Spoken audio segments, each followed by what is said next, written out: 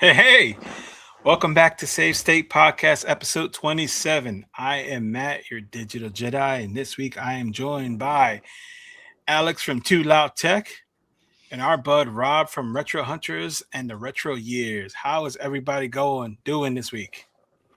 Dude, so excited to be here. Wait, let's go. Let me see, what you drinking? Wait, you too? Hold on. Yeah. You gonna pop Nah, it? but you're not. Yours is probably better than mine.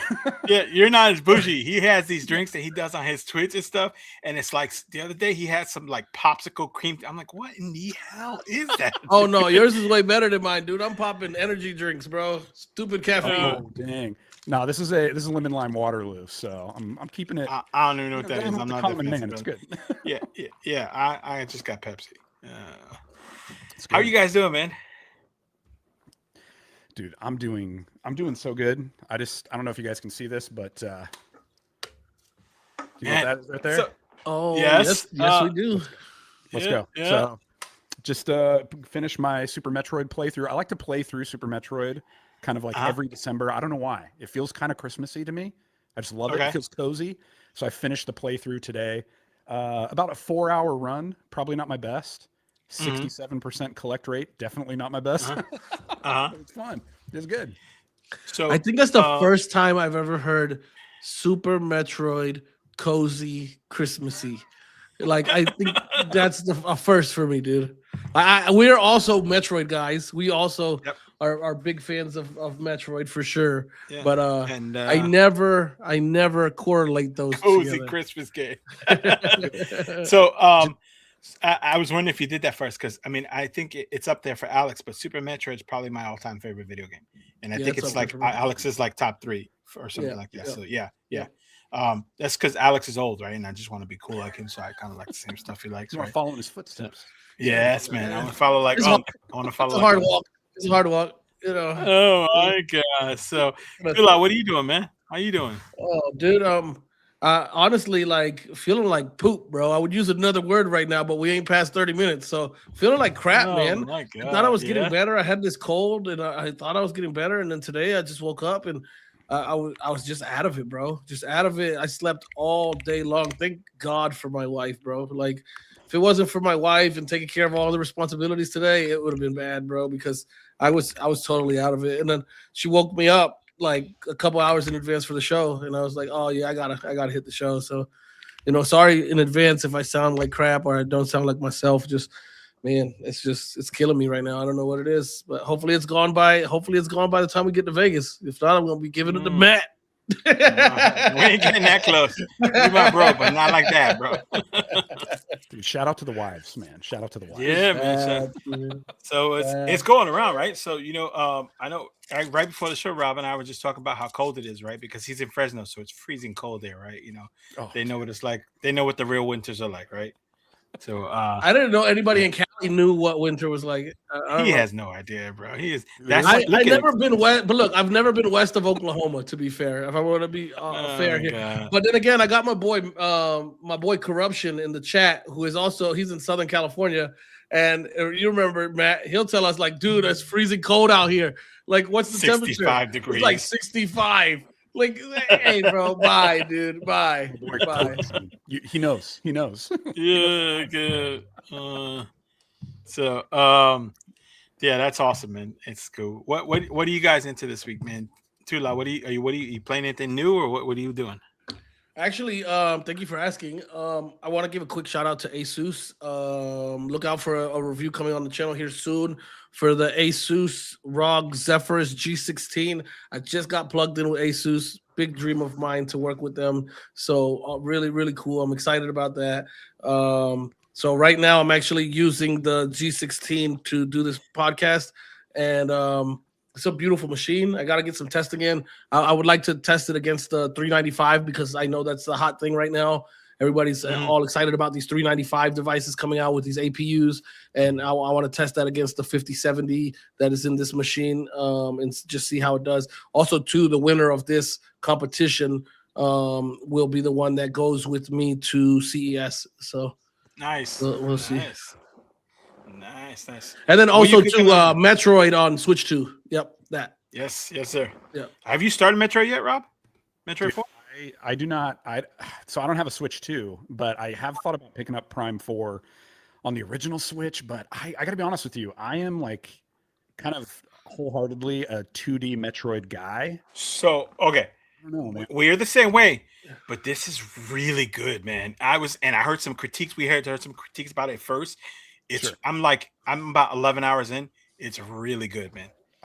It's really good. It's like it's worth it. And even the $70 that Nintendo's asking for it, it's really good. I'm having. So I'll say this: like my first 5 to 10 minutes in, I told Matt, I was on the phone with him, and I told him, I said, "Dude, you know what? Playing this Metroid Prime makes me realize like I'm a side-scrolling Metroid guy.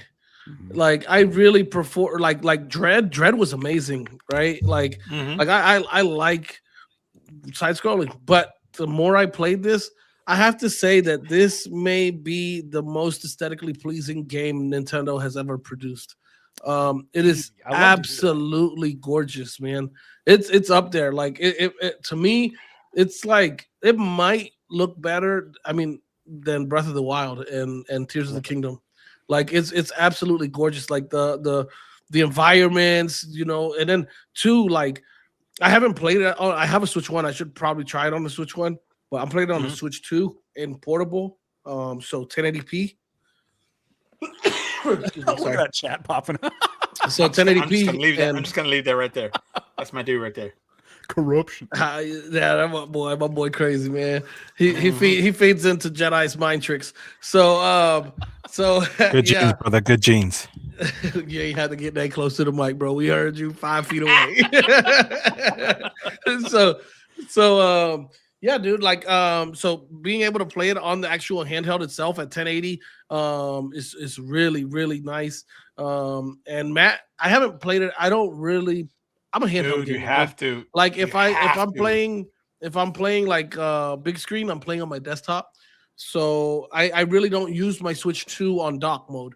And so Matt would have to give his testimony on what it's been like. I know he was sitting at his TV playing in 4K, which, come on, that's another thing for the Switch 2, being able to play in 4K, 120. Like, this is insane coming from Nintendo. And I know he was enjoying that. So, man, I would say awesome. If you're on the fence about picking up Metroid, don't concern yourself with critics. Don't concern yourself with the hearsay. It's actually been a really good playthrough so far, bro. Dude, I love to hear that because that's such a breath of fresh air, because I feel like everything that I'm hearing about 4 is just how underwhelming people think that the trailer looked and some of that stuff. People actually getting their hands on it. Like I did get to play like maybe the first 5 or 10 minutes of it at Target on the little demo machine. Oh, that's cool. They have that there available. Like that's cool. It was great. It was in handheld mode, but dude, that's great to hear, because there was so much complaining about things like the desert and like, you know, all just graphically and the motorcycle and all that stuff. Dude, you need that motorcycle. You need it. You need that motorcycle. Dude, the big question, you know, everybody is concerned about this Miles McKenzie guy. No spoilers. No spoilers. Don't concern yourself with him. That's what I'll say. So blown out of proportion. I love it. Let's go. Yeah. So even we talked about it in advance. We were like, "Oh, what is this whole having a guy with you being all weird?" Dude, it is such a small component of the game. Do not concern yourself with it at all. Have you played Bonanza or seen Bonanza? I have seen Bonanza, but I haven't got my hands on it. So the impression that I got was that it's like the sidekick in Bonanza. I can't remember what her name is, but she sits on your shoulder the whole game when you play Bonanza. Nothing like that. Not even remote close. I mean, I will say he's 100% right. I'm playing it on like a mid-level 4K TCL TV and 65-inch, and I have it docked in 4K, and it looks stunning, man. It looks so good, and I'm gonna say, I might agree. It's the most probably visually well done game Nintendo's released.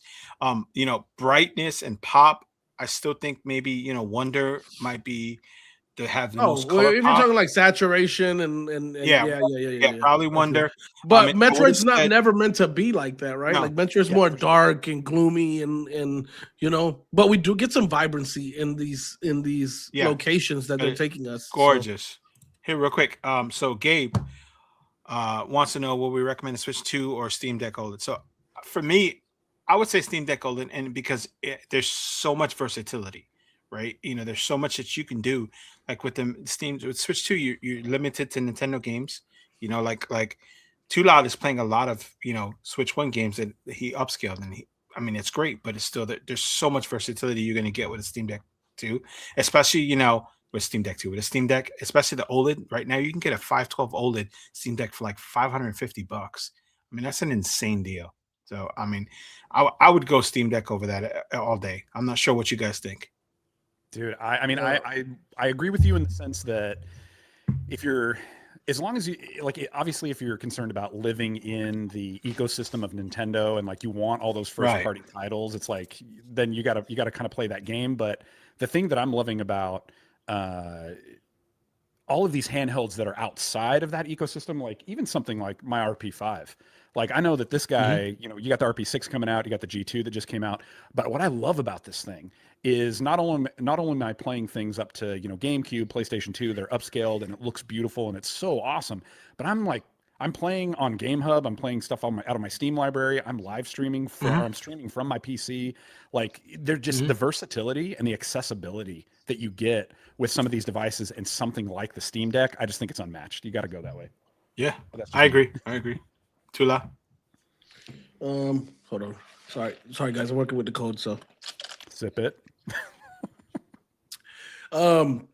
So I agree with these guys. Like, if you don't have an x86 device, get a Steam Deck. It's gonna give you access to a way larger library. It's not even close. Like, if it's considered a console, it is the biggest console library to ever exist. So I would say go with a Steam Deck. But if you are concerned at all with first party titles, even though you can emulate, right? We all know that exists. Like if you want to have the progress and all that stuff saved, then get a Switch 2. But honestly, I think at the price points, at how close they are, I would. It hurts because I really like this. I really like the Switch 2. Like I really like it a lot. I do too. But yeah. I would also say get a Steam Deck. Yeah, I dig it.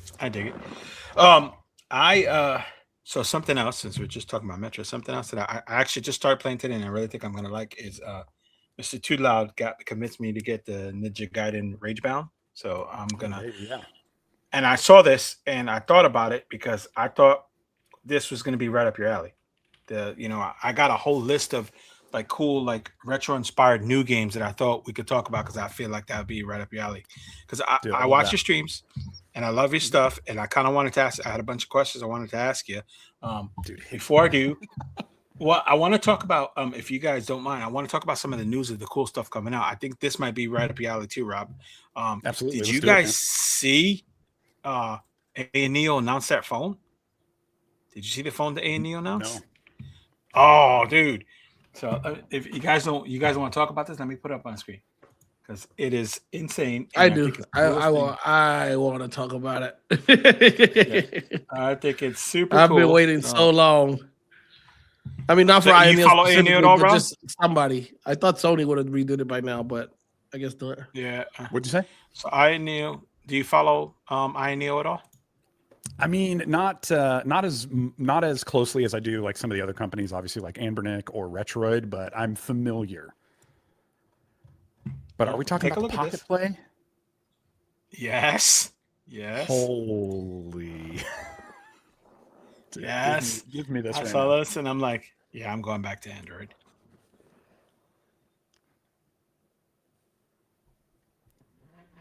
In the name of gaming, we reshape mobile entertainment.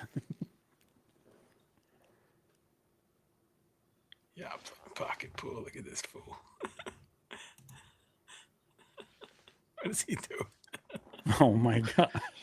My boy said I turned off the Game Awards for this. I see that. Dude, good. You're not missing nothing over there. Get over here, dude. Hey, bro, we already know Expedition gonna sweep everything, and if they don't, somebody cheated. God. So, oh god, look at that! Look at that! It's got sliders. Dude, give me the slide.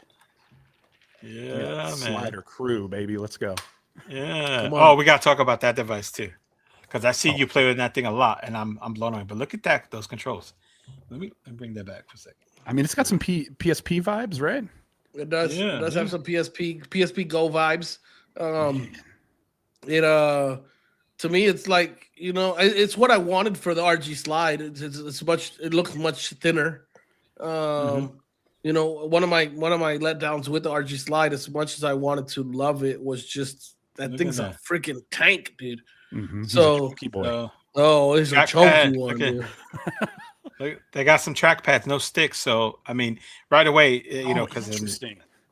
No R3L3, but I mean, I'm wondering if the trackpads click and they can be programmed to be R3L3. Oh, so. Yeah. Well, it says smart dual mode touchpad, so maybe one mode is clicking. I don't know. Dude, I don't know about the trackpad, man. Interesting, right? Yeah, I'd have to get my hands on it. Yeah. Anytime I've messed with a trackpad, it's not been great, but somebody's got to get it right at some point, right?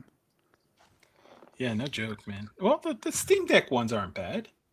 I think that this is a really cool product. Like I guess I'll start. I think it's a really cool product. I'm happy to see somebody re-entering the space with something like this. I was hoping for a long time that it would have been Sony, with another Xperia. But apparently Sony that's not any of their concern. I think that this is going to be really, really cool once we start getting some like a ROM image from the Steam frame, and we're able to use this as a portable light indie machine for playing like right. Steam games, and then having connectivity, like all the time connectivity. Like we'll probably lose phone call access, but call me when AN makes a phone call. So we'll probably, like, with using a Steam OS ROM, we'd probably lose phone call ability, but we should still have access to the internet. So being able to have this all the time internet device, I'd much rather have a device like this with internet all the time than a tablet. So I think that that's really cool. I would like to utilize it like that. The camera lenses look really tiny.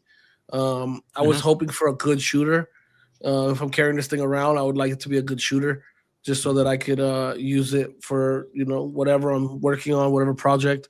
But I think it's gonna be pretty cool, bro. Like INEO, as much hate as the company gets, and a lot of it is well deserved. I'm not gonna argue with people on that. Like their customer service sucks. Their shipping times suck. Just their attitude toward the consumer sucks in general, but they are not scared to innovate. They're not scared to do something different that everybody else is not doing. And I'm looking forward to it. I'm hoping that it has at least a Snapdragon 8 Gen 2, an OLED panel, and I don't know. I'll have to see what the trackpads feel like. But that's me. So I don't really game on my phone at all, but I want this because I'm impulsive. I'm not gonna lie. But I'm curious. I really want to know what Rob thinks, because I mean, Rob is one of the people that I've seen that absolutely loves the RG slide. He plays on it constantly and stuff. So, how does this fit into your? Go ahead, you can play with it. I know we're not going to make fun of you that much, but go ahead, you can play with it. I mean, here's the deal. I'm kind of along the same lines that playing on my phone gets really tough. Kind of the thing that was kind of the gateway into modern emulation for me was the Delta emulator, but any sort of touch controls or something on the phone didn't work, and then you have to have a Bluetooth controller that carrying with you, and so that wasn't really working. And so then getting into some of these devices, I think that was sort of like the next stage, the next phase that sort of started to work for me. Something like this, I think, is interesting. I like the slide feature. I like all of that. The thing that often will be a deal breaker for me is going to be the trackpads. I'm not a huge fan of that. On the flip side, I don't find myself playing. If I'm going to play something that's going to involve needing to use a stick, it's usually going to be on the RP5. Even the slide, I don't play a lot of stick-based stuff on there. I really just like the D-pad. So I could see something like this being pretty cool, pretty interesting. But I don't know. We'll have to wait and see. And at the end of the day, dude, I got to get my hands on it, because for me, it's less about, because I know there were some concerns about the slide and how chunky it was and like all that kind of stuff. And it really, for me, came down to getting my hands on it and seeing how it felt. And I found that for me, it just worked. And something like this, maybe it just works. But I don't know, dude. I'm kind of on the fence on this one. So I bought the slide because I don't know if you know this, but I'm impulsive and I buy everything. Heck yeah. Right. Dude. So and then I got rid of it in like 3 days. Maybe I didn't give it a fair shot, but I found it to be so unbalanced. And it was just awkward to me, and I'm just like, this isn't for me. I said, let me sell it while it's still hot and everybody wants it, and I got rid of it. And maybe it was a bad call, but I don't know. I was like, this isn't for me. It seemed the chunky is fine because look at this thing. This thing's a freaking brick. It's a monster, right? The chunky's fine, but it's just I just didn't enjoy it. I don't know, but if I'm be honest, I probably didn't give it a fair shake either. But just I think for me it is. I mean, I'm not gonna lie. There's a mix of it. It's a mix of a couple of things. I mean, there is the novelty of the sliding function. That's very cool. It is very cool. Yeah, that is just what it is. Like that's just kind of cool, and I enjoy that. If it didn't do that, I mean, that takes away a little bit of the novelty of it. But I will say that I personally love that. Like I personally feel like it's pretty pocketable. I can take it with me. The ability to play, what it can play up to, I think is pretty cool. And I don't know, dude, I was watching a lot of the early reviews that talked about it being like super heavy and imbalanced and like long play sessions can get tough. Like I think especially Russ, Retro Game Core, was saying some of that stuff, but I just didn't find that to be the case. So I think it kind of depends on, what fits for you and just what goes with your hands and stuff like that. And I personally found the slide to be both comfortable and incredibly sexy. So and I think that's part of the beauty of all this, right? That we could have so many different opinions and there's so much versatility. Like I probably will end up getting a slide again at some point, checking it out just because it looks cool, right? But bro, there's so many handhelds that I've had like multiple times. Ask Alex, but I don't know how many handhelds I bought.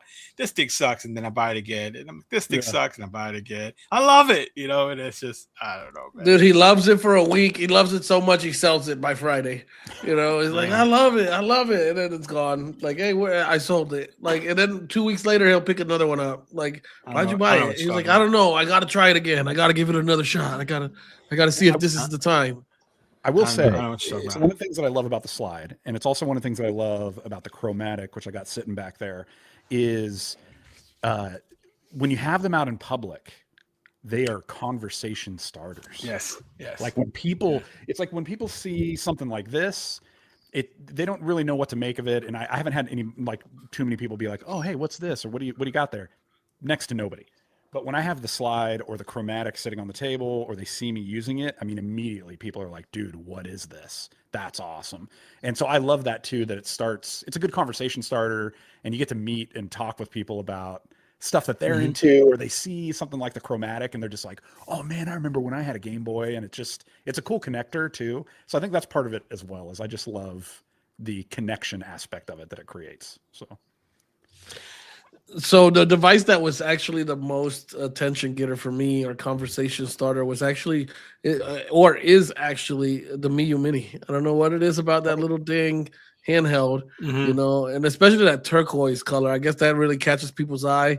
It's like I have that thing out, and like sometimes we're sitting at a restaurant waiting for our food to come, I'll pull it out, play a couple levels of Super Mario World or something. Yeah. And like somebody are like, hey, is that a little Game Boy? Game Boy? Yeah, man. Yeah. Well, kind of. Yeah. Right. Like, yeah. And then you show them everything that it can do and all the games are on there. And suddenly, does it have this game? And you're like, yeah, dude, here you go. And they're like, oh, and it just blows their mind. Yeah. Where can I get one? Sometimes I wish I had a store.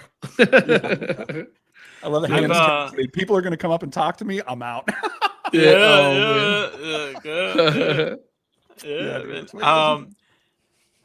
For me, actually, funny you say about the RP5, because I've gotten a lot of RP5 and the G2s. Is that a Switch Lite? What is that? Is that a Switch Lite? What is that? Okay. Oh yeah, no. And then I'll be like, no, and I'll show them a game, and then I'll be like, but it does play Switch, and I'll put a Switch game, and they're like, what? Yeah. Gotten a lot of questions about that. I love that. Probably the Steam Deck, or is that a Steam Deck? I'm like, no, it's so much more, but Yeah, definitely. That's really funny. You don't have those aren't conversation starters. See, now I gotta get an arch slice so people could talk to me in public.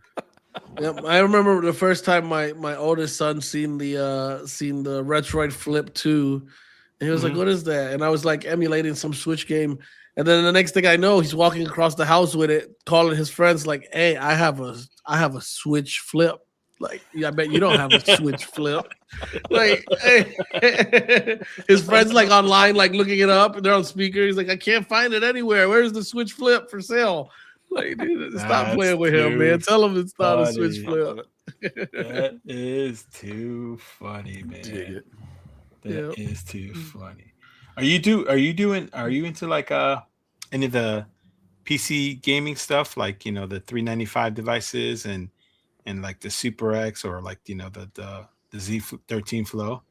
No, dude. Do you do any dabbled yet? So, do you do any what kind of Nintendo is that? Someone's grandma.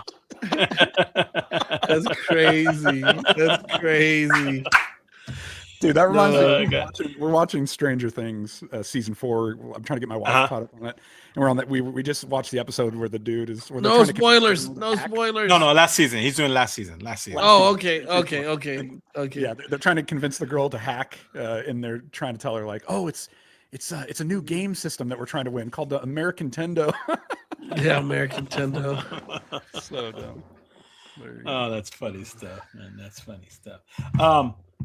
So what do you want to ask you? I want to know about how do we transition from retro hunters to the retro years? Tell me about that. Okay. Yeah, dude. Oh man, how much time we got? So I started the Retro Hunters channel back in like 2010. I think it was 2009, 2010. Back on, I don't know. Do you guys remember the old Screw Attack website, screwattack.com? Do you guys know what I'm talking about? No, I'm not that old. I'm not familiar. No, yeah, I'm not that old. So like even, I mean, we're talking like way back in the day. You had this website called screwattack.com that was a gaming website, but it was so much more. It was like very community driven. Like, do you guys know the show Side Scrollers on YouTube? Yes. Okay, so Craig, the main guy, he started Screw Attack way back in the day. So Side Scrollers used to be a part of this website way back in the day. But I digress. We started our and they were big Metroid fans. Screw Attack, that's where they got the name. He's talking to you too loud. He's trying to get you to. He's talking about something. Screw Attack for Metroid, Unc. He's talking to you too loud. But so we started this channel back in the day where we would go out and we would look for old video games, a la like American Pickers. That was kind of the thing. Is if you ever saw like American Pickers, it's basically that. We're gonna go out to yard sales and flea markets and look for old games, and the whole thing was like we were by no means like experts on pricing or any of that stuff. And I wouldn't even say that we were necessarily like hardcore collectors. Like we weren't looking for rare things. It really was just for the love of like, what are those games that we either grew up with and we want to re-experience them, or what were those things that like we just didn't have the means to acquire when we were kids, and now we do. And so like that was what it was all about. And so we did that for a few years, and then it just got to a kind of a place where it was a little bit unsustainable for a lot of reasons, and I needed and I was also in a different space, dude. I was in a different like headspace, and yeah, this was a long time ago. So I took 9 years off of YouTube, and then I came back in 2021. And from 2021 to now with Retro Hunters has really been like this journey of trying to figure out like what do I want to do? Because to be honest with you, I'm just not a collector anymore. Like the idea of like acquiring physical media is just not my vibe at all anymore. And when you look at the retro collecting scene on YouTube, it's so different than it was back then. Like the idea of people making a collection and then like opening a game store and essentially becoming a reseller is like unheard of back in the day. That was like a cardinal sin. Yeah. You couldn't do that. And that's all it is now. You know what I mean? It's so it is. It's so different. And so it's been a little bit of a journey for me to try to figure out, like, what do I want this new season to look like? And also, I'm not the same person I was back then. And so I've really been enjoying streaming and the live interaction that comes with that, and the community building that comes with that. And my buddy Kyle recently kind of turned me on to some of the retro handheld emulation stuff about a year ago. And so that just sort of started a whole new renaissance for me in a lot of ways. And so in this new season, I'm trying to figure out, like, how do I make gaming fit into my life right now? Because I used to be a very young guy, no kids. And now I'm a husband, I'm a father of 2, like I have a full-time job. I work for I have multiple channels that I do work for and stuff like that. And so I'm trying to figure out, like, how do I fit gaming into my life? And what it really came down to is these new handheld systems and the way that handheld gaming works and the ability to do like these micro gaming sessions, it changed everything.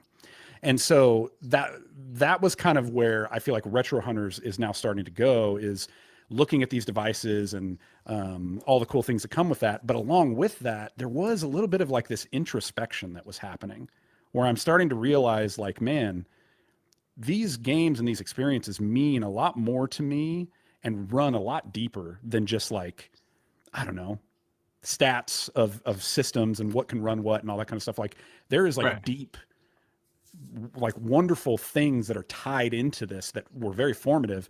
And as I began to kind of explore that and find that other people kind of felt that way as well, I started to make content that kind of explored that idea, but it didn't feel like it really fit with Retro Hunters.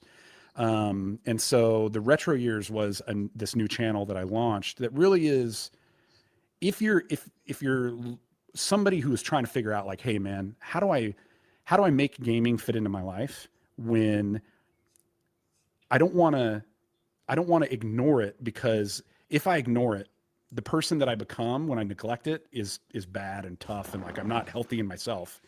And then if I still try to do it like I did in my 20s, that's not healthy to the people around me. Cause like, there's gotta be some healthy middle ground. And that's really what the Retro Years is about, is like trying to figure out what is that middle ground. And this idea that we're chasing when it comes to nostalgia and stuff like that. It doesn't have to be about living in the past. It's about trying to make some of those best parts of what we enjoyed back then, bring those forward. And I think that's things like joy, intentional community, stuff like that. So that's kind of the rundown. There's way more to it than that, but like that's kind of the journey that it's been on, I guess. I dig it. And I love it. You know, I watch your stream, and me and Tula were talking not too long ago. There's something cool to it. You know, the one stream that you did where you didn't game, you just put together your Lego Game Boy and you talked. There was a couple, you know what I mean? That's cool. And you know, we're both dads, and we're both the same thing. You know, we're in that part of life, and we both wanted the Lego Game Boy. Yes, yes. So watching it, and you remember when he was watching it, when he was doing it, he was stopping and he was drinking his weird drink with his pinky out and stuff. I think it was like an orange sherbet, something, or you know, the rainbow sherbet.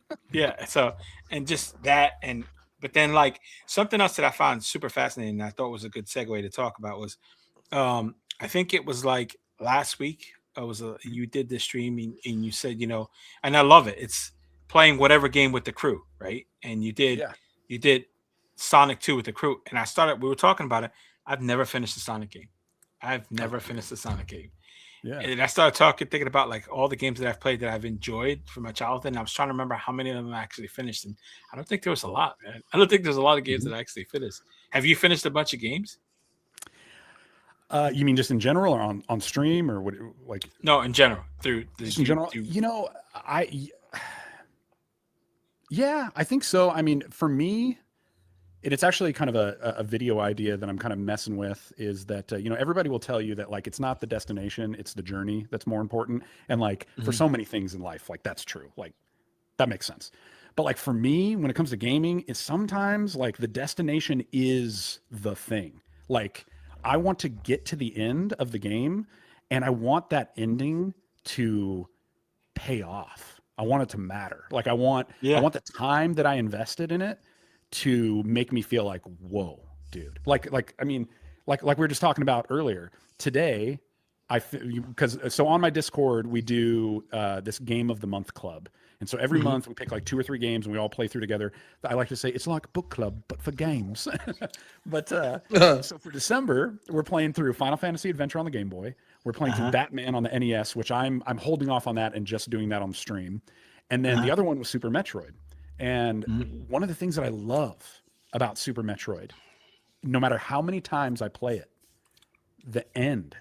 the last 30 minutes of that game is art. It is beautiful. Like, it takes you on this emotional roller coaster. And by the end of it, when you get that screen that's like the mission was completed successfully, it feels like a payoff. It's wonderful. Another example, one of my favorite games of all time, Spec Ops: The Line. Like, that is a powerful game, especially when you get to the end, and it's just crazy, dude. And so, I'm not one of those people who's like, I gotta finish a game, otherwise like it's the end of the world. But I love when I can play through and get to the end of a game and get to the end of that experience and feel like, man, the journey was worth, like the destination was worth the journey.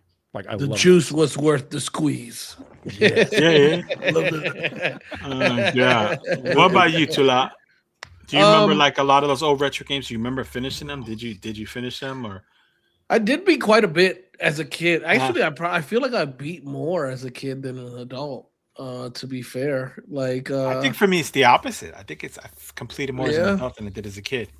Well, as a kid, it was like I didn't have this big old library of games that I'm just switching between constantly like I do now. As a kid, it was like I have like 1 or 2 games at a time. So I'm more likely to just continue the game, just continue. Even if I lose and I fight the same level 5-10 times, I'm going to continue because I don't have something to switch to. So I'm probably one of the few people that I know who beat Echo the Dolphin, and that game was brutal. Yeah, that game was brutal. Yeah.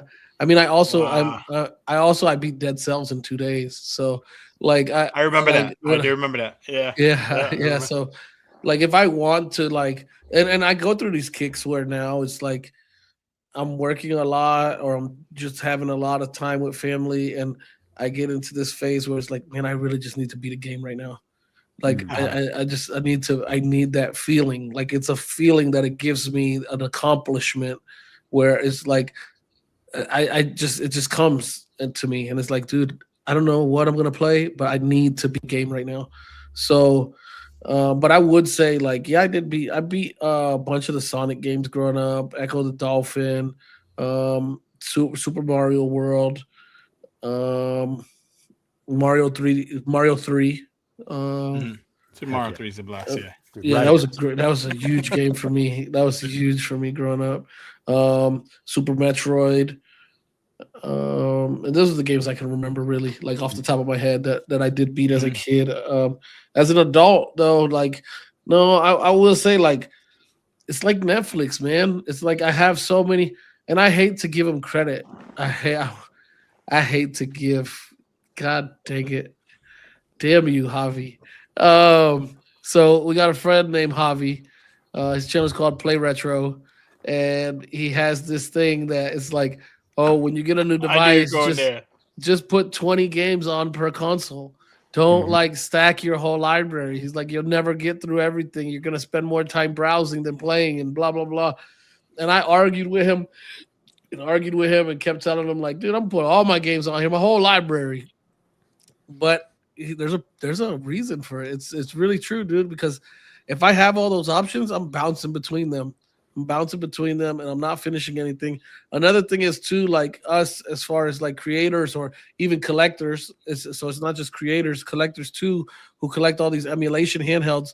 If we're not using a program like SyncThing or something like that, where we're passing our save files between devices, like continue to start the game over and over and over, it gets tiring, So I really recommend, if you're not using SyncThing and you have multiple handhelds, please do yourself a favor, watch a video on SyncThing. I should probably make a video on SyncThing, but I know there's plenty of good tutorials out there already. Just find a tutorial on using SyncThing so that you can transfer your saves between games, and it does it by itself. So it will make your journey of going through your backlog a lot more simplistic. And but yeah, I as an adult, I have not beat as many games as I would like. As a retro, as far as modern games, yeah, I beat a ton of modern games, but retro games not as much anymore. Retro games are harder to beat than modern games. Yeah, Yes, so I agree. I'm gonna say I that. agree. Like, yeah, I agree. So first, I don't subscribe to that procured game list thing. I'm over here trying to stick a 1 terabyte card in Miyoo Mini. You know what I mean? Yeah, dude, I'm with you. Yeah. Right. And he makes fun of me about how many 1 terabyte cards I got and when I'm sticking it, because I'm like trying to just jam pack. There's stuff I've never heard of, and I'm like, yep, I'm putting it on there. You know what I mean? Let's go. no, my thing is that he'll spend more time playing File Manager than playing the device.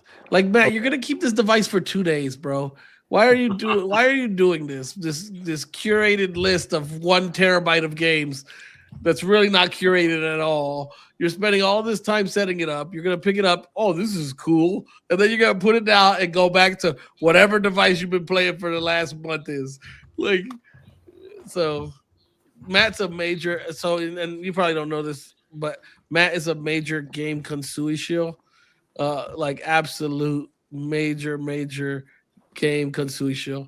So he'll buy the most top of the line device, like, oh man, this is the newest top end this, and then sell it in a week. He will not sell a game connoisseur handheld to save his life, bro. Nobody likes you. Yeah. Dang. Dude, the thing I will say when it comes to like loading up the library though, like, because I can relate when you say like there'll be something on there that you don't even know and you're like, yes, put it on. One of the things that I love about that is when you get into those moments where there is a little bit of downtime and you kind of just are browsing, sometimes you'll find something. And that was the case for me. I was just looking on the slide. I don't have it on the slide. It was on my RG35XXH, but it was this game called Moon Crystal for the NES that I think was originally only for the Famicom. I'm not 100% sure. I don't think it was released in the US, but I had never played it before and it caught my eye. And then I ended up playing through the whole thing. If you've never played Moon Crystal on the NES, I highly recommend it. But I would have never found that, and I would have never known anything about it if it hadn't just been randomly locked in there and I happened to be browsing around. So I can see the merit for both, but I definitely I'm with you, dude. Like, just load it up. Let's go. Yep. So so funny you say that. So I still do it. I just, I know better. I know that the other way is better, but I still load everything up to the max. Yeah, I do. That is funny.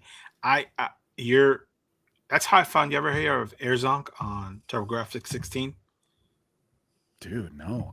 Honestly, I haven't even explored the TurboGrafx library. I have it. Oh, this is That's because you're not as old as Matt. There's some cool games there. There's some cool games. Well, I'm not going to put his stuff out there, but Rob did tell us before the stream that he's way older than I am. So I'm not going to put it out there. So funny enough, he was even shocked, dude. He was even shocked. He was like, "Wait, what? I did." So funny enough, I actually got an AARP card application in the mail last week, and I was like, "You sons of bitches!" And I threw it away. I was like, "You bastards!" I threw it away. You gotta get that early bird special, baby. Oh my god. Yeah, so like Zonk is the TurboGrafx 16 mascot, and he's got this. It's a shooter. It's like a space shooter, but it's with Zonk. It's a blast. I had a fun. I played through the whole thing on the Trimier brick, and dude, I have to write that down. I don't have one. Yeah, AirZonk. It's like they have a character named Bonk, and then they made a game called AirZonk. Yeah, like the Bonk's Big Adventure and stuff. Oh, dude, I thought you were saying Turbo Zonk. Dude, I got that one right there, baby. Oh, yeah. There you go. Yeah, all right. Yeah. Dude, I'll go on the TurboGrafx 16. A lot of fun. If you like shooters, if you like Gradius or games like that, it's a lot of fun to play. Yeah, totally fun. Gradius 3 on the Super Nintendo kicked my butt as a kid. Yes. Oh my gosh. Oh, I love those games though. Yeah, I love those games. Excellent. Gradius and Salamander and all those other games. Yeah. Yeah. Excellent games. Excellent games. Yeah, I totally get that, man. So the other thing, like the other day you were playing Batman, right? And yes, yeah, we started Batman on stream just this last week. That is a ruthless game, dude. Dude Is a ruthless game. And I watched you for like 45 minutes and man, he's really good at this. I remember sucking at that game, man. There's a part, Alex, in this on the board, and you're gonna know exactly what I'm talking about. You have to make this jump, right? And there's like 2 platforms, there's one here, and there's a pit of some green thing, and you gotta like, I remember not playing that, stopping playing that game because I couldn't figure that jump out. And I watched you the other day and I said, this son of a bitch, because he just did it. I was like, he's like, all you got to do is drop down in this spot. And just, I was like, bro, I remember childhood like raging out and tossing that game across the room and not playing it ever again because of that. There's certain games I just choose not to play because they just always brutally beat my ass. Like, like that Ghouls and Goblins. Ghouls and Goblins. Yes, Super Ghouls and Goblins. I'm not playing this game. Like, as much as I want to, I just never get far. Like, bro, it just doesn't happen. If I want a challenge, but then again, too, I still torture myself because, you know, those who know, if you want a challenging game, just play an old Disney game. Like, play Lion King. Lion King? Okay, dude, hot take. Bro. Let me cook a little bit here. Okay. I got the Lion King on the Super Nintendo for Christmas one year. I had to have been like 9 or 10. And I remember seeing the box wrapped under the tree, and it was just the perfect proportion of like that Super Nintendo box. That you knew what it was. Yeah, Nintendo game. I can't wait. Like, they got me something. Yeah. So I remember I opened Lion King, and I remember playing that game, and I wouldn't say that I like flew through it, but I remember beating it as a kid. Like, I remember the fight with Scar at the end. You got to beat him up, throw him off the thing. So it was really interesting. It feels like, at least to me, like within the last maybe year or two, I've started to see these videos online where people are talking about how hard Lion King was. And I just don't remember it that way. So go back and play it today. Look, this is I challenge you. This is my challenge to you. Okay. Okay, hit me. I know you have all these modern emulators and stuff. No save states, dude. Yes. Except for the podcast. No save states. No save states. Play Lion King. All right. Dude, that honestly might be. We might need to make it a game of the month. Maybe for January, because my birthday's in January. Maybe we'll do like the games that I received. Like birthday games, I remember Lion King. Well, Lion King was Christmas, but anyway, dude, Ocarina of Time. I got for an amazing Christmas or a birthday present. The way my parents did it. I'll tell the story another time. But dude, maybe we'll take the challenge and we'll do Lion King because I just don't remember it that way. But dude, and then Gamers Generation, Aladdin. Yeah. Yes. I will go to my grave. I will fight anybody. Aladdin on the Super Nintendo. Oh, I love it. It is the superior version. Is it? That's really funny. Isn't that the same thing your daughter says too loud? I was gonna say that. Funny enough, my daughter's 10, and she doesn't play a lot of retro games. Of course, she's a modern girl. She's a Fortniter, Robloxer, like, you know, this is her. But anytime I have a new handheld come in, she's like, Daddy, you're gonna let me test it, right? Like, yeah, she was like, load up Aladdin. Like, that's her game. And she doesn't want Genesis Aladdin. It has to be SNES Aladdin. Has to. And because of her, Aladdin has become one of my favorite SNES games. Because every time when she gets stuck or something, she's like, come on, Dad, you gotta help me. You gotta help me, Dad. But she's like, dude, she gets far. Like, she gets far in that game. And that game is ruthless on the SNES version. I think it's way harder than the Genesis version. Dude, but it's so good. It is a good game. It is a good game. It is. I mean, the Lion King game is good too. I'm not saying the Lion King. The Lion King game is great. It's a really good game. It's just, dude, some of those jumps and things like that, where it's like you miss this jump and you're starting over. And the thing with those games that made them brutal was like you have lives and it's game over and you start from the beginning again. Yeah, dude. Like, dude, like, and you're not stacking lives like Mario. Like, this, no, dude. No. The most I think I've ever seen myself with is like 3 lives. Like, yeah, and then like I just can't wait to be king level. You know, like where the monkeys are throwing you around. Oh, dude. Yep, you got to go between the trees. It's throwing you between the trees, and you got the giraffes. You're climbing the giraffe heads and the freaking jumping, like, dude. And then too, also God, it's the hyena area. The hyena area. Elephant graveyard? The elephant graveyard. Yeah, dude. Like, hey, man. Bro. That's a great game. Great game. Great game. Hard game. I just saw that comment you threw up there. XP Legacy talking about playing Lion King on the Sega Mega Drive. Yes. Shout out to XP Legacy. Excellent channel. Love that guy. You should go check out his channel. He's got some really cool stuff that he talks about and processes when it comes to gaming and mental health. I love it so much. But dude, I love that. I'm gonna have to check him out. Yeah, definitely. That's awesome, man. Amazing. Thanks for stopping and making a comment, XP. We appreciate the heck out of that, man. Yeah, I'm gonna check out your channel, XP. Yeah, definitely. In regards to these kind of games, I've only ever gotten past a couple boards on Lion King. If you guys watch anything, you know that I cheat my ass off through a lot of these games. He does, dude. He's the amazing cheater, dude. There's no way I'm going to play that game without turning cheats on. Impossible. And I think the Lion King, the only cheat it has that makes you invincible, which is the only cheat you need now. So that's the only way I did it. I could do that one. That game is ruthless. I don't think I ever played on Mega Drive. I think I only ever played it on. I don't know how he does it. Like I go at it with him all the time about this. It's like if I cheat in a game, it just broke the game for me. I have no drive to beat the game anymore. Like I can't. I tried before, like years ago, GTA 4 or something like that, GTA 3. I tried to cheat, and it was just like the game was boring at that point. Like I got all the guns, I got all the money, I got everything. Like what am I doing anymore? There's no grind. There's no. I don't what. It doesn't matter anymore. Like so I can't cheat anymore. I know you have to be selective. So like, okay, I can't. I'm impulsive. I'm gonna add everything. Listen, like that. No, you can't. So what you got to do is you got to take like something like Salamander, right? So like Salamander's the alternate earlier versions of Gradius, right?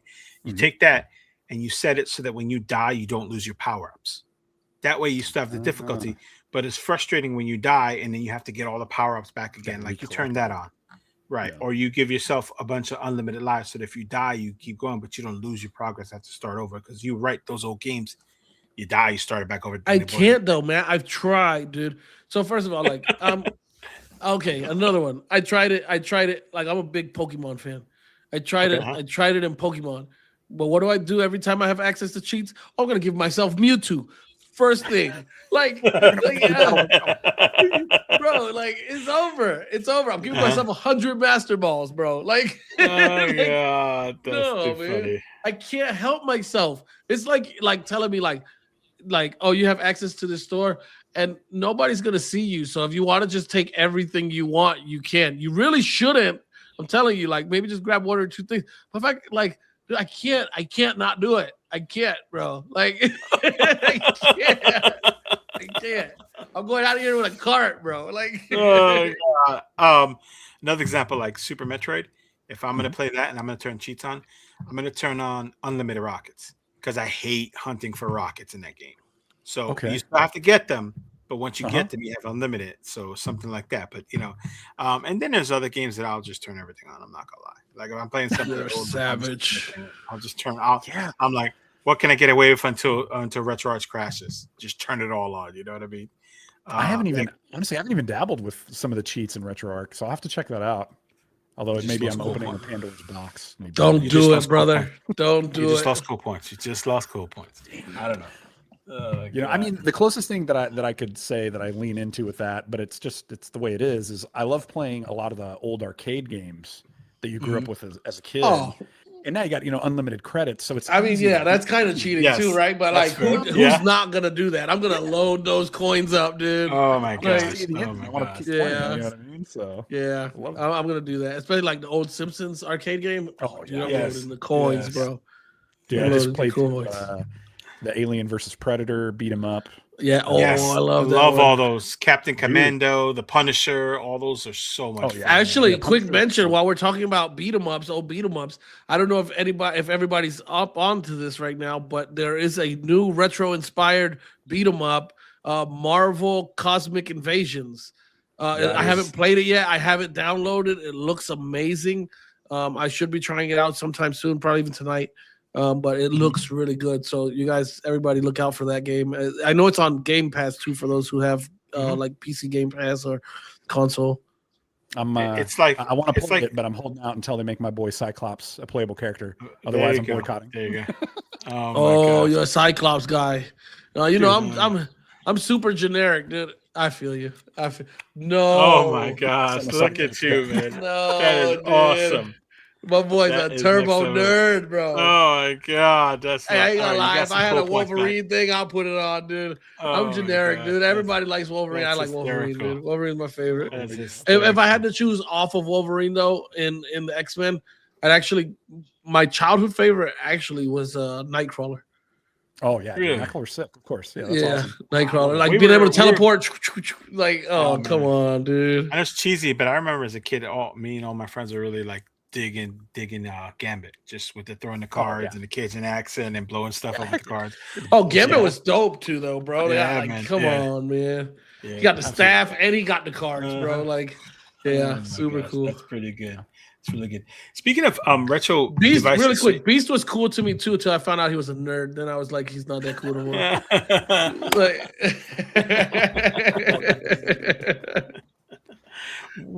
What other handhelds, retro handhelds you have? I know. So from watching your stuff, I know you got 35XXH. You got the slide. You got the RP5. You got the Mod Metro Chromatic. What else do you have? Do you have any OG consoles, or do you have is that your entire collection of retro consoles, or what else do you game on? I do have a Switch, like the OLED, Switch okay. OLED. But nah, man. Other than that, that's it. Like I had a pretty vast collection back in the day when we were doing Retro Hunters in the heyday. Like I admire people like you that don't get sucked into like needing all of them. Like we have to try them all. Like we're like Pokemon collectors, dude. All that stuff. And then just at a certain point, I sold some of it for less than what I paid for it because I just was. I'm all about like accessibility. Like it feels weird to me to like.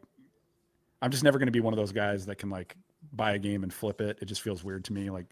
And that's like no judgment on somebody else, but that's just I don't feel good about that. But I got a mod retro related question for you. What's your favorite chromatic game?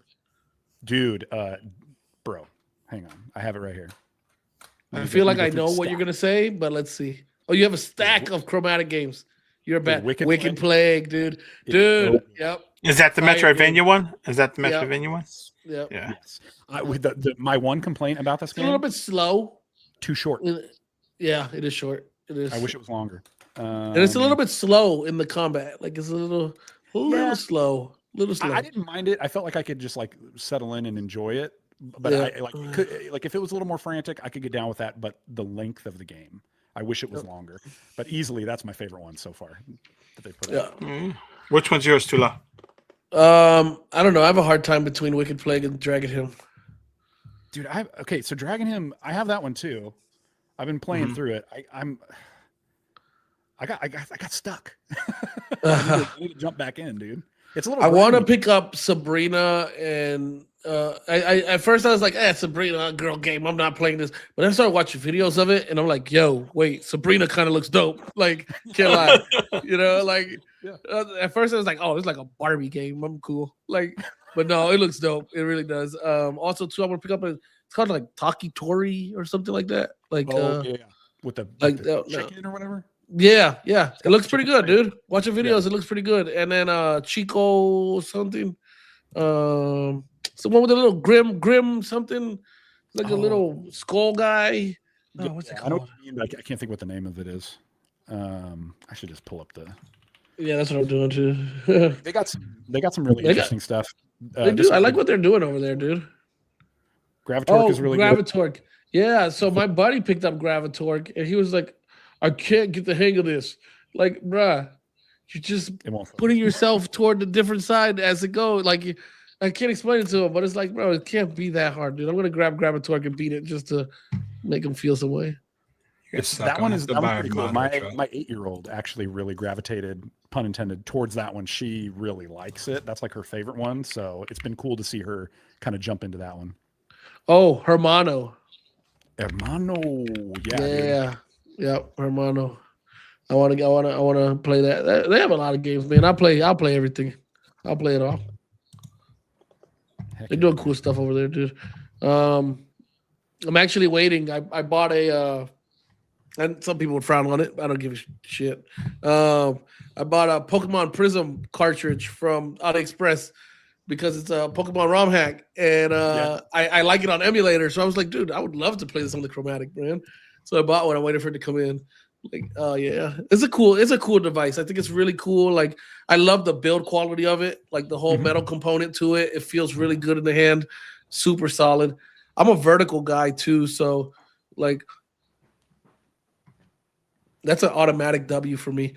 Hey, what sale are they having up there at the top? I see a sale going on up there. What does it say? Yeah. Save $60 on a Chromatic starter pack. Okay. So you got. Let me see here. So, oh man, I want those headphones, dude. I want those headphones, bro. I'm gonna wear those for the podcast. Oh my gosh, look at those. I like that retro aesthetic to those things, dude. All right, so you get what? One extra game, you headphones. You get a device, another game, and headphones, and it's $60 off the total price. That's cool. And then everyone comes with Tetris. So, and the Tetris is phenomenal on the Chromatics. Yeah, it's great. That's really good. You guys suck. The interesting thing for me with the Chromatic that has been super fun to kind of check out is I've never been a big ROM hack guy, but that's not because I'm against it or anything. I just really didn't know about any of them. And so I've had people recommending things to me. And so the mixture of Game Boy ROM hacks and homebrew or like new games that people are making are phenomenal. So a couple of months back, we played one called Dead. Well, really quick, not to short you, aren't most of Chromatic's games homebrews? Or come from the homebrew community? Yeah, I guess so. They right? Because I believe I think so. I think the majority of them are, yeah. That they're kind of partnering with those people and stuff like that. Man, and so what I did, and I talked about this in the review that I did for it, I went ahead and one of the first things I did was buy a flash cart. And so being able to play that stuff on this hardware is it's another level. Yeah, it's really another level, dude. Yep. Yeah, I really like, and what I like that they do with the Chromatic is like updating the game file. Like if the game gets an update, you can update the game file on your cartridge. Like super cool, bro. That's pretty cool. Like Clinic, I think. Oh man. All right. Oh, and then one thing I want to say really quick because I got this comment the last time I mentioned the Chromatic in a video, and it's really starting to bother me. It's like the whole thing about Lucky and his government contracts and stuff like that. Like, this is so annoying to me, dude. Like, stop. The community really needs to stop the double standard, because if we're gonna boycott Lucky and Mod Retro because of his government contract, we also need to boycott Microsoft, Walmart, Google. Like, bro, it's endless. It's really endless. Like, if you guys look at government contracts, like all these guys are creating algorithms for AI, for drones and things like this. Like, dude, throw away your Android devices, get off your Microsoft computers, stop shopping at Walmart. If not, stop attacking this guy, bro, because that's a double standard to me, man. And I don't like it, because he's one guy and these are corporations. It doesn't make a difference, dude. Like, just stop that. Get off your high horse. That shit's really irking, like bothering me, man. It's dumb. It's a great product at the end of the day. It's a great product. He likes he has a hobby that he enjoys the same as us. And who else is making this product for us here? Right. Like, let's be grateful for what we have coming from him, dude, because it's awesome, bro. It's really it really is. I'm totally with you on that. I actually recorded when I did my Chromatic review, and it's live on Retro Hunters and is kind of the featured video when you first go there. Yeah, I see it. When I did the review, I actually recorded an entire intro where I kind of addressed that. And then as I went into editing, because I saw that guys like, Russ from Retro Game Core, like he kind of talked about it. He had like Linus Tech. All those guys. I love my fellow creators. I'm not taking shots at anybody in particular. It's not you guys. Like, it's just as a community whole echo chamber type deal. It's kind of started to get under my skin. It's really a double standard, and it's not fair, bro. Yeah, I agree with you. It's because like, yeah, even like Linus Tech Tips, I think was like saying like, oh, if a warmonger made a gaming console, and I'm like, dude. So I didn't include it in the video because there's a part of it where I was like, I don't even want to give that conversation necessarily a platform. I don't want to like sully my video with that, but I'll make an official stance right here on the SaveState podcast. my 2 cents on it. I 100% agree with you. Here's the deal. If one is not every cause can be everybody's cause. So like something that is going to resonate with you where you're like, man, this really is something that's hard for me to do business with. I need to say something. I need to do something, like whatever that is for you. There's something about your experience that riles you up for that, but that's not going to be the same for everybody. So your cause can't be everybody's cause, one. But two is, if you're that concerned about, one is do your research. So like, don't just read headlines. Don't just like watch quick videos where people throw out these like crazy lines like warmonger or an arms dealer. If an arms dealer made a gaming console, all that kind of stuff. They're doing it for clicks and all that stuff. But do your own research. And when you get the information, if you feel like, hey, this is something I don't agree with, cool, don't buy the product. But at the end of the day, like, if you're that concerned about it, like there's going to be if I'm that concerned about the ethics of every company that makes a product that I own, I'm going to own nothing. Like at the end of the day, that's how like I hate to say it, maybe it sounds jaded, but like that's how a lot of corporations work, dude. The reason they can do what they do is that they take advantage of people. I'm not saying that that's what Lucky Palmer's doing, but I'm just saying do your research, and if you find information that you don't agree with or that's hard for you, then cool, don't buy the product. But at the end of the day, you're probably not going to own much because like, yeah, like you're saying, Walmart and all these guys who have government contracts. Like, dude, everybody, bro. It's everybody, man. It's like at the end of the day, bro, like, dude, my favorite retro emulating device are Androids, right? And Alphabet owns Android, and Alphabet has some of the biggest government contracts, military contracts out there. Like, so like we just saw a couple years ago where people were leaving Google because they didn't want to be part of programming the algorithm for the AI for the drone system. Like employees were leaving Google, going on strike with Google because of that. So like if we're gonna do that to Lucky, like let's do that to Google, let's do that to everybody else. Yeah, no, I mean, for real, like at least Soldier Boy got ethics. No, just kidding. I was like, oh, so baby, dude, the Soldier game. Yeah, dude. I ordered one. I got one in route. I ordered one. I know Matt ordered like 4. Like I ordered every color, and I was so appreciative. Yeah, I was so appreciative of it. I threw him extra limited edition, my boy. Yeah. Did you like buy some of his like hand cream and some of the other stuff on his website? I did. It was cream. It just said cream. It didn't tell me what kind it was. It just said cream. I thought it was some. You know what? It's a PG show. I don't want to get a return. I don't. I'm with you guys 100%. I think, and I respect people who choose to take a hard stance. I want to say that too. Like, I'm not just attacking anybody. Like, hey, dude, I have my limits too. I have the things where I just won't participate in certain things because I want to hold a certain stance against something. So if you're that way, do that, dude. But let's be fair, man. Let's be fair. I don't think it's fair to just all pile up. Like our community likes to do that, man. An issue arises with something and we all pile up on them. Man, we're gonna be lonely. We're gonna have a very little amount of, dude. How many of these companies do we think are supporting the CCP? Like, let's be honest here, dude. Yep. Like, how many of these companies are supporting the Chinese military right now? Yeah. Like, come on, man. Come on. Come on, man.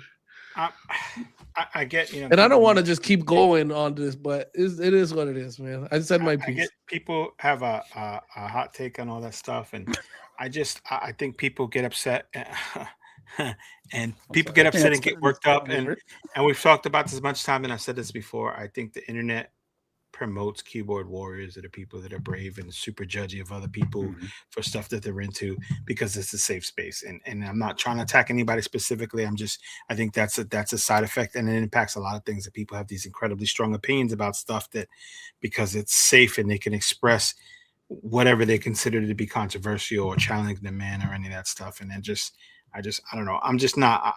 I try not to engage in that stuff. So Michael Benny just brought up something. One best multiplayer game in the awards. The Game Awards are going on right now, and I started to watch some of them. I only watched enough to see something that I was excited to see, which is going to break Too Loud's heart. Hades beat Battlefield 6 as action game of the year. Hades 2 beat Battlefield 6. So look at Rob's face. Look at Rob's face. I saw that and I was like, yes. Oh, and I was like, yes. And I'm like, Too Loud's gonna be so pissed. So yeah, Hades 2 won action game. Oh, he's gone. Oh, dang it. He's gone.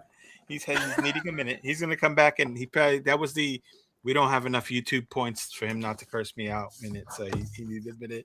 Yeah, he needed a moment to say, look, he doesn't know. I put him back on stage. Look at his face. Welcome back, bro. He doesn't know. Bienvenido. I give him his space.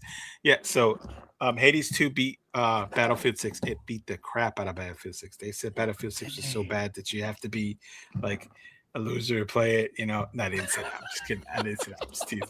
But yeah, so but the video game awards are going on right now. Whatever, dude. Of cool stuff. Yeah, I saw that. I was like, he's gonna be so pissed. I was kind of excited about it. So wait, now I need to know, like, is best multiplayer game the only award the Expedition won? Like, I don't know. It's still going on. It's in every category. I doubt it's gonna lose anything. It should have swept everything.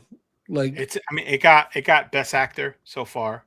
It better get best indie, best actor, best voice actor, best freaking music. It needs best music for sure. I don't know about the best music, but I know for the thing so far that's before we started here was that it won best voice actor. But it's in like every category. I'm sure it's gonna win. If I'm gonna vote, I'm gonna give best music to Silk Song and my girl Sherma. Ding ding. You know what I'm talking about? Oh my god, no. Did you play Expedition 33? I did not. I don't have that. Is it on PC? Okay. It is on PC. On Game Pass. Yeah, I guess that would be how I'd have to get access to it, is on Steam. But dude, you hear that soundtrack and you will change your mind, bro. Like, they played it at the beginning, and I was kind of. It is so good.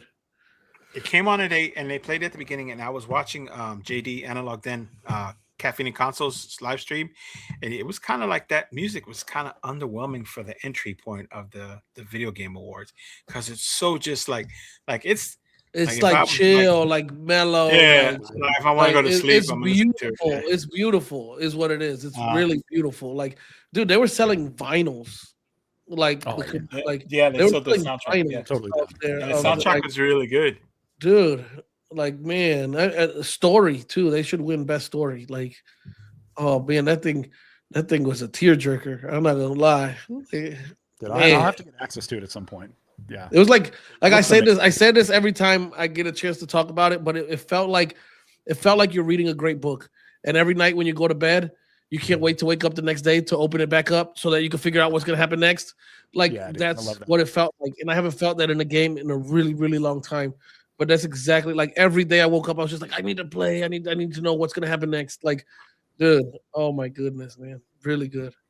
Answer, and I can't even pronounce that, so I don't know what you're talking about, bro. Well, because it's French.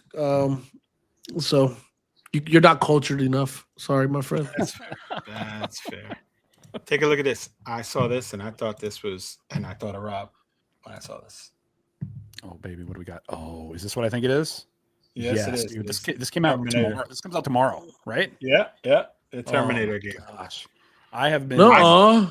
Yeah, September. So what makes me think of Rob is when I think of these 2D 8-bit side-scrolling action platformer games like Metroid and this kind of game.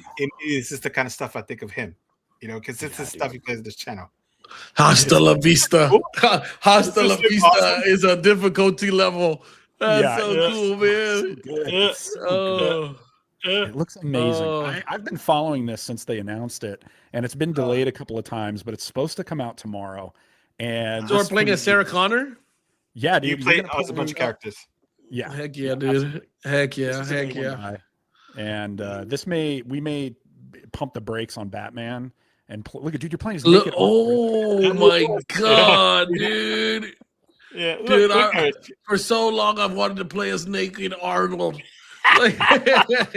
Dreams come true, my brother. Oh, bro, I'm gonna have to put a towel under my desk when I play.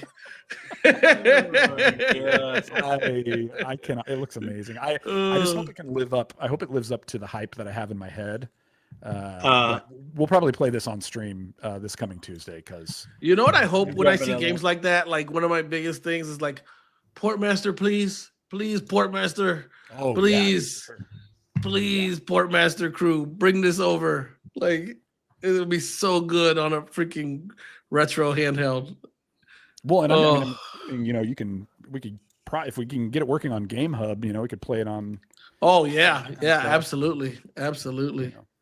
This is something else I thought was super cool looking. Where is I'm all the way at the back here.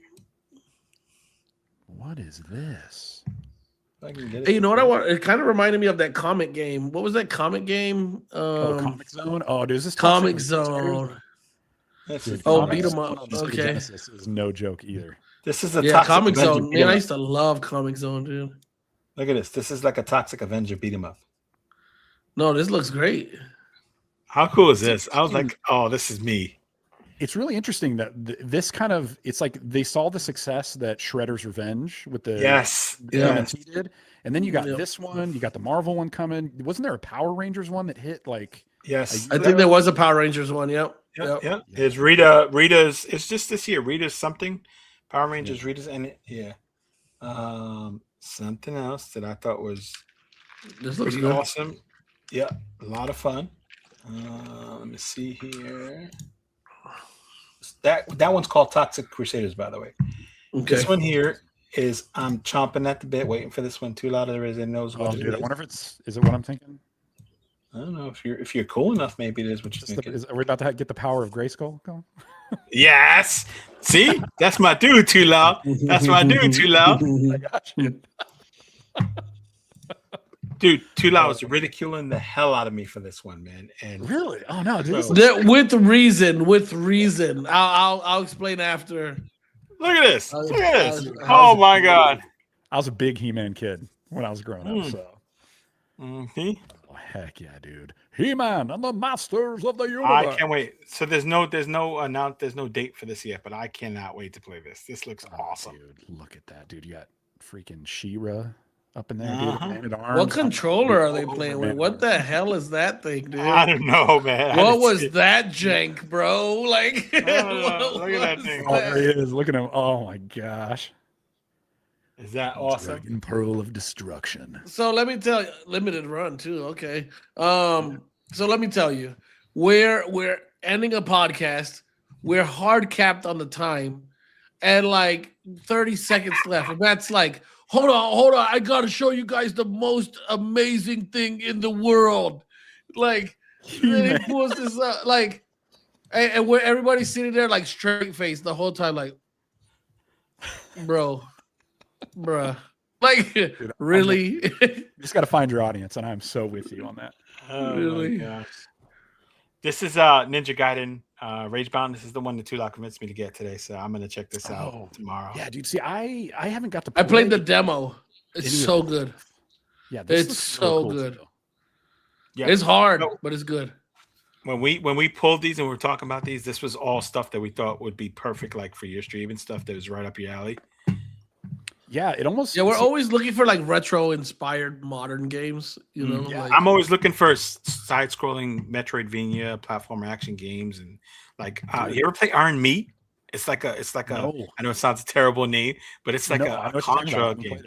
Yeah. Oh, it's so much fun. It's a good game. So, was that the Ouya console? So, y'all remember the Ouya, dude? Yeah. Hey, I think the Ouya was before its time, bro. Is what happened, man. Oh yeah. If Ouya came out today, it would do good.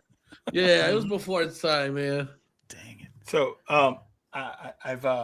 so my mother is a gamer, She's in her 70s. She's a gamer, and she's a Contra aficionado. And she played Iron Meat, and she burned through that game, and she loved it, dude. Such a good game too. Yeah. I'm looking forward to. Okay, I don't know.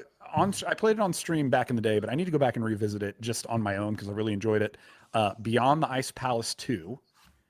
I was really enjoying that. Beyond the Ice Palace 2. So definitely has like Metroidvania vibes. The protagonist is almost like a Kratos kind of guy with like the chain sword thing. But what I love about it is I love those games that like lean into like really big, ugly, almost like eldritch looking bosses. I just love that kind of vibe. So that's a really good one. And then there's another one coming out called Wolfhound that I'm really looking forward to, that the guy who made Chasm is working on that one. So those are two that when those hit, I think they're going to be pretty sweet. I'm gonna look up Wolfhound right now. This is Contra Operation Gulag. This is the new Contra. This was a total blast to play too. I haven't got to play this one either, dude. I've heard good things. A lot of fun. There's like an arcade mode, and you can unlock upgrades and stuff. And they did a lot of different things with. They took all the classic weapons and kind of updated them. It was a lot of fun. This one too. That's awesome. Let me see here. I don't know if you guys ever tried to play Contra Force on the NES. I tried to go. I did. I played Contra Force. Yep. Man. Yep. I know. Stuff, dude. I know. It is. Dude, some of those games back then, like people really don't understand. They're like, oh, these old games, bro. These old games will kick your ass, bro. Yes, man. Yes. One more that I gotta put up there for Gamers Generation because he's old as hell. This is for you, Gigi. This is actually probably more of a too loud tech game. Free legendary arcade beat 'em up. Dude, is this Double Dragon? Yes. Oh, I love Double Dragons, dude. Yeah, I love Double Dragon. Dude, Super Double Dragon. I don't know if it gets enough love. I love Double Dragon on the Super Nintendo. Me too. Yeah. I also love Battletoads. See, Battletoads is awesome. Like Battletoads is fun. Yeah. I got to get the Ninja Turtle Battletoad crossover. Oh no, the Double Dragon Battletoads. No, Double Dragon Battletoad. Yep. Not Ninja. Yeah. So, sorry, I didn't mean to derail us, but I had put that list together and it made me think of Rob, and I'm like, this is fun. Yeah, dude. All bangers. I love that so much. That's great. Okay, so I want to talk about something briefly. Hey Matt, pull up an image of the Miyoo Mini flip. So I kind of want to just talk about something that's bothering me right now. Wait, I know did you order one of these, Rob? Did you order one of these, Rob? I did not. Have you had any interest in it? Is this the clamshell? Yep. Yes. I don't own a clamshell device, but I feel like I need to. And you need to. Kind of like, hey, what? I'm trying to. I'm just, you know what? The whole clamshell thing is kind of lost on me a little bit, but I didn't own one, so I don't have. I think that's part of it. I don't have any like nostalgia for it, but I'm interested. So it is the best pocket form factor. It's self-protective. Like so, you close it up, you don't have to worry about it. Also, too, I think a lot more people who are vertical lovers are gonna love clamshells because it's basically a folding vertical. Mm-hmm. Right. I agree. At least with the smaller form factor ones, like the ones like the Thor and those others, I think both sides enjoy them. But yeah, like this Miyoo Mini, the Miyoo Mini Flip, the RG34XX forehead, my boy Monto Tech calls it. These are great. I love these for pocket devices, man. So I put in an order, and I'm probably gonna get some maybe emails about this later. But dude, NXT, like what's going on, dude? Like I placed an order on this thing in October. And I was supposed to get it like mid-November. Then all of a sudden, the beginning of October, because 100% my fault. So the thing comes out, I see it, I'm like, cool. Price is a little high, shipping's a little high. He says I ordered it straight from Miyoo. I said, no, wait. Lit NXT has it for cheaper. We're gonna save like $15. So I convinced him to cancel his order from Miyoo, and we ordered it from Lit NXT. Now we're 2.5 months in, and we still haven't got it. Dang, right? Dude. How much? What is this thing running? What's the price tag on this bad boy? I don't know. It was cheap, right? Yeah. From Lit, I think I paid like $59 or something like that. Okay, no, that's not bad. That's sorry. Yeah, So like tell your story. No, but keep telling your story. Yeah. So yeah. Initially, I ordered it from Miyoo direct. I would have already had it if it had not been for Matt. But true. Very true. so I ordered it from Lit, and Lit was like, "Oh, you'll get it mid-November." Mid-November came and left. They sent out an email saying, "Hey guys, sorry, the shipment got delayed. We'll have it out December 5th." As you guys see, December 5th, this came and gone. Dang. They sent out another message saying like, "Oh, we'll have them out. We'll have them this week." I think I got a message like on the 6th or the 7th. And they said like, "Hey guys, we'll have them in this week and we'll be shipping them out priority. We're upgrading shipping. We'll have them out. You should get them before Christmas. Don't worry about it." Like, dude, I'm not worried about Christmas. I'm worried about last month, but whatever. Then I get an email. I think it was like 3 in the morning or 2 in the morning. I got an email from them saying, "Hey, we got our shipment from Miyoo, but something's wrong with the devices. We had to send them back to the factory. We'll get them back once Miyoo solves the issue." They said, "Sorry about it. We'll upgrade your shipping. And we'll extend the warranty on these devices to 18 months. Like, bro, what's really going on with these devices? Because I'm not enjoying this experience. Like, I really just want to cancel at this point. And it's not about like, dude, I shouldn't. I mean, I'm not mad at Matt, but honestly, I shouldn't have listened to him. Like, $15 was not worth this, right? Like, was $15 really worth going through 2.5 months of bullcrap? I don't think so. So, I mean, it's an awesome device. Miyoo Mini is my favorite handheld of all time. So to get this, I was really excited. And I don't know, they're kind of deflating that excitement with all this bullcrap. So I agree. I don't know if you guys in the audience are going through the same experience. I know that's what I'm going through. If you guys have got them, I would like to know where you ordered it from so I can order from your choice. So to take it a step further, I emailed them because they said they were going to have them ship them out on 6th. I emailed them on the 8th or something and I said, "Hey, they were being shipped on the 6th. It's been, almost 2 months. I don't have a shipping notice." They said, no.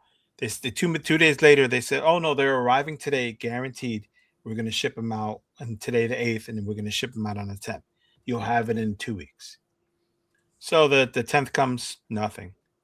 The 10th comes around, nothing. And then this morning I get the same email. Oh no, I lied to you. I'm sorry. The 10th comes yesterday.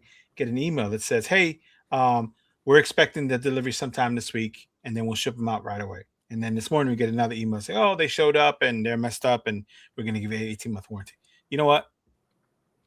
If you were just honest and transparent with me from the beginning and said, "Hey, we'll get them out as soon as we get them in. We don't know what's going on, whatever," I would have been okay with it. But the promises and the lies and as a consumer, that kills me, man. Just be transparent with me. If you're in this hobby and the majority of these devices come from overseas, and we're aware of that.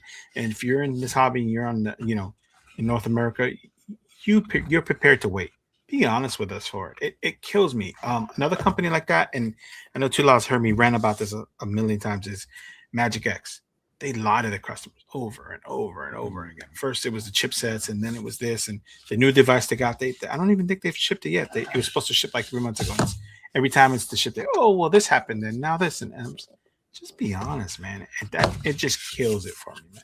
I'm assuming that's where you're going with that, Tula, but that was kind of, Yeah, no, it is. It's just it sucks, bro. It's like, dude, if why even take pre-orders so far in advance? Mm-hmm. Like, you're taking my pre-order in October. It's already here. It's already past the first week of December, and you're still not shipping the product. Like, and then you offer me as a condolence, like, oh, what did they say? They'll give me a free 5-volt charger. I don't give a crap about your 5-volt charger. Yep. Yeah, that's a slap in the face. I'd rather just be honest. I'm not even going to plug that thing into my wall. Like, what are you talking about? Your 5-volt charger.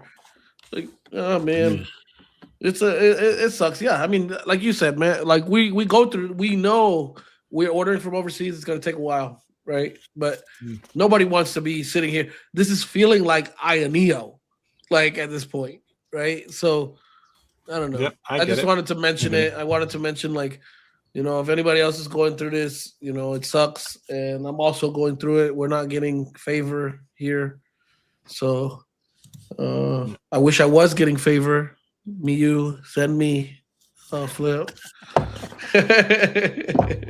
Dude, I'll have to figure out what the clamshell situation looks like for me because, dude, the hinges. That's all I hear about. How bad? Dude. I haven't. Overblown. Dude. So I didn't do a lot of clamshells either, and I got the AY and Thor, and it's easily my device of the year. I've had so much device fun of the playing year. that, Device of the year. playing 3DS games and stuff on it, and I missed all that because when the DS came out, we just moved here, and we're young married couple figuring stuff out, and then when 3DS came out, we were new parents, and so I missed all that. So I'm so behind on content creation because all I do is play video games. Between that and Metroid, I'm so far behind because all I've been doing is gaming. Dude, I play Nintendo Switch on one screen and watch Netflix on the other screen, same time, chilling. Like, and then I pull out my Switch 2, and I'm upset because I'm like, why doesn't this have a second screen? Like, oh my gosh, where's my second screen? Yeah, it's so good. It's such a good device. It really is. Oh my gosh, I love it. Really quick, Matt, I want to get into. So I'm usually streaming on this, so I don't get to show it. 395 devices. Oh, it's trying to find me. If you're trying to figure out what's going on, it's trying to figure out where I'm at. But yeah. Here, hold on. Let me stop that. Look at that thing, strobe. Yeah, it's trying to do that Windows hello, whatever. So yeah, 395 device, dude. Z13 Flow.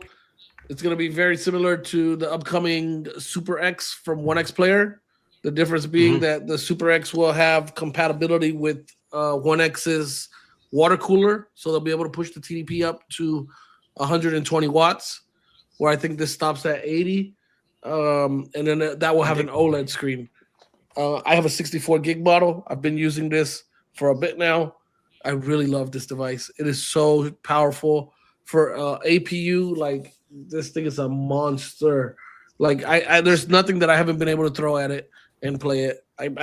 My desktop went down on me for a couple days. I literally took all my peripherals, plugged everything into the Z13, and was able to run my ultra wide Odyssey on there, my secondary display, play Battlefield 6. Like, it was like my desktop never broke. Like, it was insane, insane performance. Like, I've seen the videos of other people with 395s. And I guess I'm the type of person who, like, I really just have to experience it for myself. But upon experiencing it for myself, I can say firsthand that this thing outperforms what I was thinking in my head by a long shot. Like, it is so good. Like, having a tablet like this is amazing. Like I said earlier, I'm trying to figure out if this is going to go with me to CES or the Zephyrus laptop. But this is 2.5 pounds, and the Zephyrus laptop is 4.5 pounds. So yeah, dude. That's so awesome. Yeah. And can you pull up some image of the Super X, Matt? Because the Super X is, I'm kind of on the fence. And I know this is like first world problems here, but I don't know if I'm going to get rid of this and get a Super X. They're really pricey. These are really pricey. The Super X is also going to be really pricey. Super X is going to cost more. Super X is costing more. So let me see here. Oh, you're pulling it? Okay. So yeah, here we go. Super X is amazing. Yeah. So same Super X is the same size screen as that, right? Like a fraction bigger. I think this is 14 and this is 13 and a half. I think the Super X is 14 and the Z13 is 13 and a half. So Super S is going to come in the 395 and the 385 options. But the Super X has the one thing, and it's kind of a caveat there, right? Super X has that removable micro SSD. right? Yep, it does. But we haven't seen much, and there's a lot of speculation. Yeah, they're kind of unobtainium. So yeah. So there's a lot of concern there that you know, that there's a feature that's not available on these devices. You look at them; they're very similar. Like the design language is very, very similar. They're exactly, yeah.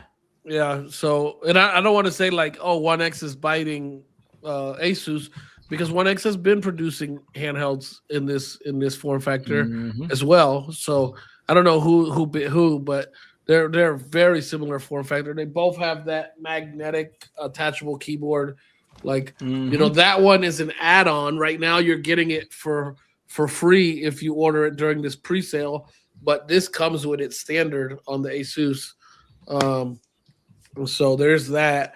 And then I got this one open box, excellent condition from Best Buy for $1,850, 64 gigabyte model. So what is this one? Entry level, we're looking $1,899 for the 385 1 terabyte with 32 gigs of RAM. And you go all the way up to the 395 with 128 gigs of RAM and liquid cooled, and it's $2,699. Okay. And what is the 64, like the middle ground, like 64 1 terabyte 395, which is the exact equivalent to my Z13? $2,199. $2,199. Okay, so this is very similar. Like, let me pull it up here. I would like to see. That's the Indiegogo price. The regular retail is going to be $2,559 or $2,459. Ooh, okay. Yeah, it's going to be $2,400. So. Jeez. Okay, so yeah, I mean, we're getting these are like I said, these are first world problems. Even with today's prices on RAM, you'd still build an insane PC for that. PC for that. Yeah, facts. So the Asus not on sale. The Z13 64 gigabyte 395 1 terabyte is actually $2,399 on Best Buy's website. So this is $160 more. Oh, you said $2,399? Yep. All right, so it's only like $60 more. And this comes with the keyboard all the time. Mm-hmm. Okay. So that one you'll later have to buy the keyboard additionally. Interesting. Yeah, so that's a big price difference. But I will say, like, it's expensive, right? But if you're like minimalist, you don't want a big old desktop. You want something you can take around with you. Like, I find this to be really awesome device for that. Like taking it around, moving it around the house with you. Like the thing, like I've used gaming laptops for quite a while. Like I have my prior gaming laptop on the left of me right now, which is an Asus ROG G15, and I used this as a like a primary desktop for a while. It took over my desktop space. And one thing I would say with gaming laptops is they're not gaming laptops. They're not meant to be played on your lap. Yeah. Like you're gonna cook your junk, like it's not gonna be cool. It's very, very hot and it's not comfortable. So the difference with these is that the vents blow out of the top of the tablet. So you're not having to worry about all that heat, right? And I find that really, really convenient. Also, too, something that used to bother me with a gaming laptop was like the keyboard being in the way. Like if I have this on a table in front of me and I'm putting my hands out with my controller, like I don't want to always rest my hands on my keyboard, right? Or on my palm rest of my keyboard. So now I could remove the keyboard completely and just get it out of my way. And that's really convenient. And but like I said, I was able to completely replace my desktop, my gaming desktop, for a couple of days with the Z13, that's really amazing. So take that. I think once the prices come down, I think these are going to be a little bit more mainstream. Probably the flow because of it being an Asus product, and One X player is kind of unique and boutique. So it's probably, I think the flow is going to be the winner here. But I'm curious. I can see a lot of people waiting secondhand. And I think at that point, like these are gonna be amazing, like amazing purchases secondhand. So And I don't blame them. I really, really don't. Like, I'm surprised that my wife hasn't smashed my teeth in for buying that flow. So, or demanded like another couch or like something obscure, like, you know, a new bedroom set or, you know, I don't know, whatever, new car. You know, my wife. I'll say that you know, this kind of stuff is not stuff that I'm super well versed on, but the thing that I love about what I'm seeing is it just all comes back to what I talked about earlier, is accessibility. It's like, I remember being able to game on a PC meant owning a huge machine, and then owning a gaming laptop. It still was like this big, chunky, like very expensive thing that you would lug around. And this idea that everything is getting smaller, more accessible. And then, like you're saying, Matt, I think eventually as the price goes down, it becomes more mainstream. And so it's just a really interesting time to be in the gaming space, to see it's like innovation now is so different than it was in the 80s and 90s. It was all about, you know, increasing the graphics and stuff. And now it's almost about making things smaller, more accessible, right? More portable, and but keeping the same power. And that's amazing. Like, I just love that. It's so exciting. I think the part of it that never goes away is the more power aspect of it.